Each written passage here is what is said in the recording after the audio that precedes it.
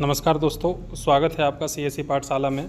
हम लोग बीपीएससी और यूपीएससी के लिए जो पीएसआईआर का जो सिलेबस है उसको हम डिस्कस कर रहे हैं। उसमें बीपीएससी से जो मल्टीपल चॉइस टाइप का जो क्वेश्चन आता है उस चीज़ को हम लोग क्या कर रहे हैं, डिस्कस कर रहे हैं। हम लोग अभी मार्क्स में पेपर 1 के जो सेक्शन ए है उसमें मार्क्स के सेक्शन को जो है वो डिस्कस कर रहे हैं।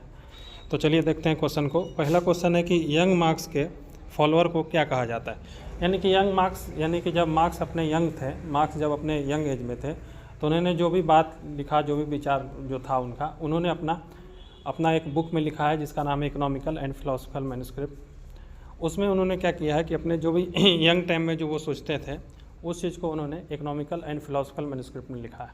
तो जो यंग मार्क्स के जो विचार हैं, जो आइडिया हैं, जिसको उन्होंने इकोनॉमिकल एंड फिलोसफिकल मैन्युस्क्रिप्ट में लिखा है, उस विचार को जो फॉलोअर हैं उसको न्यू मार्क्सिस्ट कहा जाता है। तो यंग मार्क्स के फॉलोअर को क्या कहा जाता है, तो यंग मार्क्स ने जो यंग मार्क्स जब यंग थे तो उसमें उन्होंने जो विचार दिए हैं, जो उनका जो विचार था, जो उनका आइडियाज़ था, उस चीज़ के जो फॉलोअर हैं उसको न्यू मार्क्सिस्ट कहा जाता है।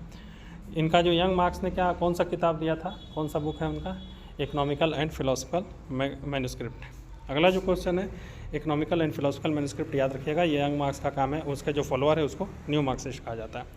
अगला जो मैच्योर मार्क्स हैं उसके फॉलोअर को क्या कहा जाता है, उसको ऑर्थोडॉक्स मार्क्सिस्ट कहा जाता है। ये सब जो इंग्लिश टर्म है वही याद रखिएगा, याद इसे ही करने में मज़ा आएगा। 2 बार 3 बार 4 बार देखिएगा, आराम से याद रहेगा। तो मैच्योर मार्क्स जो है उन्होंने अपना जो मार्क्स जब मैच्योर थे तो उन्होंने जो अपना काम था, जो भी उनका आइडियाज़ था, विचार था, उन्होंने उस चीज़ को कम्युनिस्ट मैनिफेस्टो में लिखा है। तो कम्युनिस्ट मैनिफेस्टो यानी कि मैच्योर मार्क्स के जो विचार थे, जो आइडियाज़ हैं, उसके जो फॉलोअर हैं उसको ऑर्थोडॉक्स मार्क्सिस्ट कहा जाता है। मार्क्स जब मैच्योर थे तो उन्होंने कौन सा किताब लिखा है, कौन सा बुक लिखा है, कम्युनिस्ट मैनिफेस्टो। और यंग जब मार्क्स थे तो उन्होंने कौन सा काम है उनका काम है इकोनॉमिकल एंड फिलोसफिकल मैन्युस्क्रिप्ट। अगला जो क्वेश्चन है वो ये है कि एलियनेशन का कंसेप्ट कौन से मार्क्स के काम में देखने को मिलता है। मतलब कि मार्क्स अपने कौन से एज में जो उनका जो काम था उसमें उन्होंने एलियनेशन का कंसेप्ट दिया था। एलियनेशन का मतलब समझिए कि जब इंसान है, जब अपने, इसमें हम आगे देखेंगे कि कितने स्टेज में जो लोग हैं वो एलियनेट हो जाते हैं और मैक्सिमम जो स्टेज होता है, मतलब कि एलियनेशन का जो पीक स्टेट है वो कब हो जाता है। तो फिलहाल ये इतना याद रखिए कि एलियनेशन मतलब कि इंसान जब अपने समाज से, अपने काम से जब एलियनेट हो जाता है, जब उसको उन सारे कामों में मन नहीं लगने लगता है तो उस समय क्या होता है कि इंसान एलियनेट होता है, मतलब कि अपने आप में क्या हो जाता है, एलियनेट हो जाता है। तो एलियनेशन का कंसेप्ट मार्क्स ने दिया है। तो इस काम को, मतलब कि मार्क्स ने एलियनेशन के बारे में कब जिक्र किया है, मतलब कब उनके मार्क्स के दिमाग में ये बात चला है कि इंसान जो है वो एलियनेट होता है, मतलब अपने काम से, अपने समाज से जो है वो एलियनेट होता है। तो यंग मार्क्स ने क्या किया है कि एलियनेशन का कंसेप्ट दिया है। यंग मार्क्स का कौन सा काम है, इकोनॉमिकल एंड फिलोसफिकल मैन्युस्क्रिप्ट। तो इस चीज़ में उन्होंने एलियनेशन का कंसेप्ट दिया है। तो याद रखिएगा कि एलियनेशन का कंसेप्ट कौन से मार्क्स के काम में देखने को मिलता है, यंग मार्क्स के काम में देखने को मिलता है। अगला क्वेश्चन, लेनिन, माओ और स्टालिन ये कौन से स्कूल से संबंध रखते हैं, मतलब कि कौन से मार्क्स के फॉलोअर हैं। लेनिन, माओ और स्टालिन, याद होगा लेनिन कहाँ के थे, वो थे जो यूएसएसआर के शासक थे। माओ याद होगा चाइना में कम्युनिस्ट रेवोल्यूशन लाने में माओ का हाथ है। स्टालिन के बारे में आप याद रखिएगा। तो लेनिन, माओ व स्टालिन जो थे वो कौन से स्कूल से संबंध रखते थे। लेनिन भी शायद रूस के थे ना, बताइएगा, कमेंट बॉक्स में बताइएगा।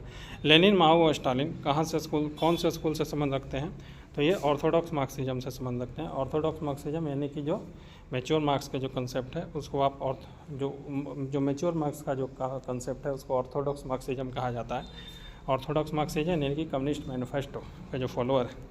तो लेनिन, माओ और स्टालिन कौन से स्कूल से संबंध रखते हैं, ऑर्थोडॉक्स मार्क्सिज्म से संबंध रखते हैं। अगला क्वेश्चन, थियोडर एडोर्नो, हर्बर्ट मार्क्यूजे ये कौन से स्कूल से संबंध रखते हैं। तो ये हर्बर्ट मार्क्यूजे हो गए, थियोडर एडोर्नो ये आगे आएंगे मार्क्सिज्म में जब हम लोग पढ़ेंगे तो फिलहाल यही याद रखिएगा। थियोडर एडोर्नो, हर्बर्ट मार्क्यूजे कौन से स्कूल से संबंध रखते हैं, न्यू मार्क्सिज्म से संबंध रखते हैं। मतलब कि ये दोनों का जो है वो मार्क्स के एलियनेशन के कंसेप्ट में क्या है, विश्वास है। तो याद रखिएगा थियोडर एडोर्नो और हर्बर्ट मार्क्यूजे ये कौन से स्कूल से संबंध रखते हैं, न्यू मार्क्सिज्म से संबंध रखते हैं। अगला क्वेश्चन, अहिंसात्मक रूप से मार्क्स से पहले किन लोगों ने समाजवाद स्थापित करने की कोशिश की थी। हम रिवीजन का क्वेश्चन डिस्कस करते हैं।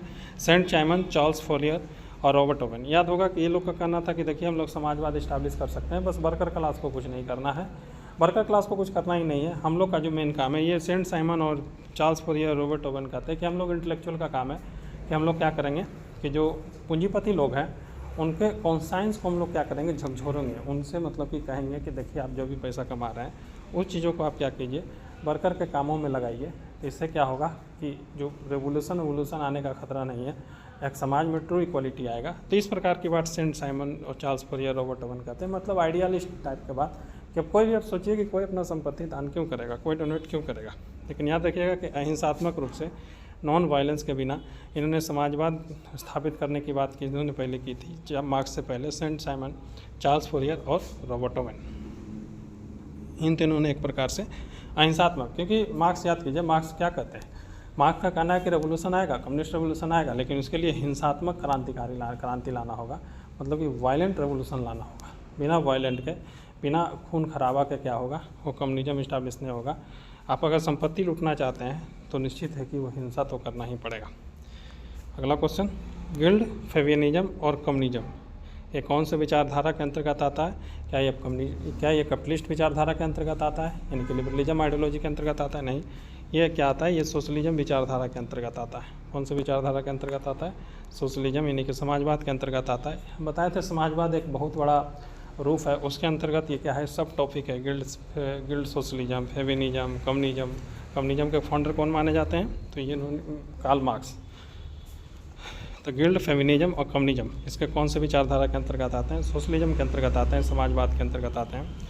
अगला जो क्वेश्चन है वो भी रिवीजन का है। कौन से जो फिलोसफर हैं यानी कि दार्शनिक है जिन्होंने गरीबों के लिए सबसे ज़्यादा आवाज़ उठाया, वो कार्ल मार्क्स थे। कार्ल मार्क्स ने ही एक प्रकार से क्या है, वर्कर क्लास के नज़रिए से अपना लिखना शुरू किया था। तो याद रखिएगा कौन से दार्शनिक थे जिन्होंने गरीबों के लिए सबसे ज़्यादा आवाज़ उठाया था,